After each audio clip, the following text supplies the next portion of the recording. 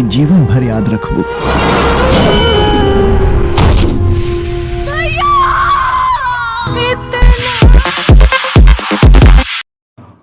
और मेकर्स का मानना है कि बंधन राखी का में एक्टर यश कुमार ने एक बार फिर से साबित किया है कि उनके फिल्म में काम करना और बेहद एक्टिंग करना सब कुछ है। फिल्म का ट्रेलर 4 जुलाई को एंटरटेन रंगीला पर रिलीज किया जाएगा, जिसको लेकर दर्शकों में अभी से एक्साइटमेंट देखा जा रहा है। यश कुमार की माने तो यह फिल्म दर्शकों के दिल में उतर जाने वाली है।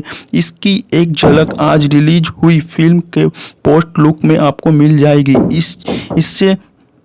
इसलिए हम उम्मीद करते हैं कि मेरी अन्य फिल्मों की तरह भी यह फिल्म को खूब सारा प्यार और आशीर्वाद दें। हेलो फ्रेंड्स, अगर ये वीडियो दोस्तों इन्फॉर्मेटिव और नॉलेजफुल लगी हो तो वीडियो को लाइक कर देना, चैनल को सब्सक्राइब कर देना और ऐसे ही आपको मैं भोजपुरी से रिलेटेड ताज़ी खबरें और अपडेट देता रहूँगा। चलते हैं, वीडियो को एंड करते हैं।